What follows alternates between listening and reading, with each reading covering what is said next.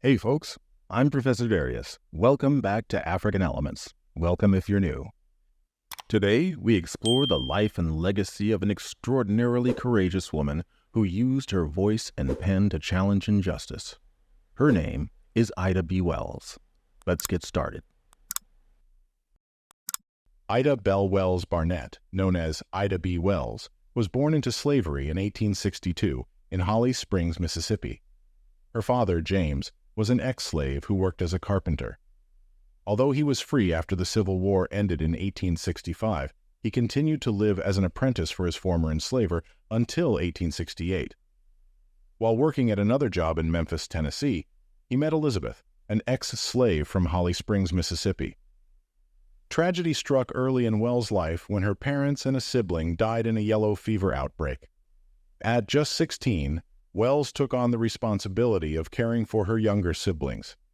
She started working as a teacher to support her family. Wells later moved to Memphis, Tennessee, where she continued her career in education, but it was an incident on a train that sparked her activism. In 1884, Wells bought a first-class train ticket but was asked to move to the segregated Jim Crow car. She refused and was forcibly removed from the train. She sued the railroad, winning her case at the local level, but the Supreme Court of Tennessee overturned the decision. This incident ignited Wells' passion for justice. She turned to journalism as a means to fight against racism and began writing about issues of race and politics in the South. In 1885, she published A Red Record, tabulated statistics and alleged causes of lynching in the United States, which documented lynchings over several years. The book helped raise awareness about racial violence against African Americans. Wells became a co-owner and editor of Free Speech and Headlight, a Black-owned newspaper. She used this platform to highlight the injustices African Americans faced, particularly the horrific practice of lynching.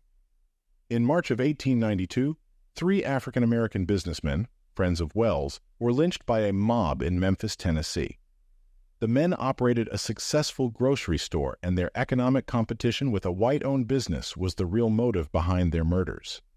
The incident was a turning point for Wells.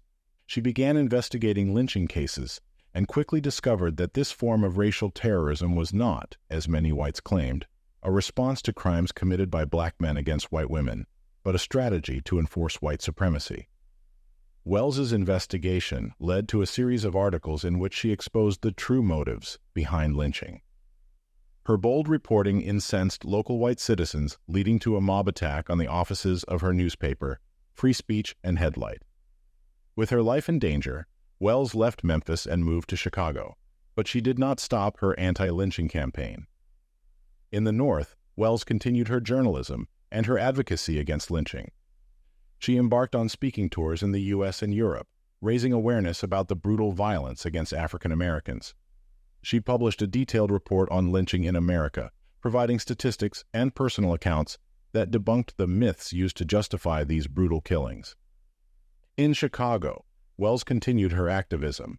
She was key in forming several important organizations, including the National Association for the Advancement of Colored People, NAACP. Wells was also a passionate advocate for women's rights and was one of the founding members of the National Association of Colored Women's Clubs. In 1914, she helped found the Women's Auxiliary of the NAACP along with Mary Church Terrell and Lillian Dixon, who would later become its president. This group focused on issues relating to women's rights within society and supporting civil rights causes. The group sought to end lynchings and segregation laws that kept black people from voting or gaining equal access to public services such as schools and transportation systems. Wells's work was instrumental in pushing for anti-lynching legislation. She lobbied lawmakers, wrote countless articles, and even met with President McKinley to advocate for a federal anti-lynching law. Although her efforts did not lead to a federal law during her lifetime, they laid the groundwork for future civil rights legislation and brought international attention to the horrors of lynching. Ida B. Wells' fearless crusade against lynching marked her as one of the most courageous civil rights activists of her time. Despite the personal risks, she never backed down from her mission to expose the truth. Throughout her life, Wells fought tirelessly for equality and justice. Her courage, determination, and unwavering commitment to the truth set a powerful example for future generations.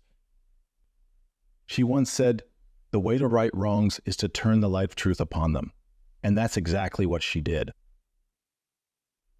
Thank you for joining me on this exploration of the extraordinary life of Ida B. Wells. If you enjoyed this video, don't forget to like, share, and subscribe for more inspiring stories from history. Special shout out to the history makers in our Patreon community. You can join them for just $1 a month and get early access to ad-free videos. I'm Professor Darius, and until next time, I'll see you in the comments.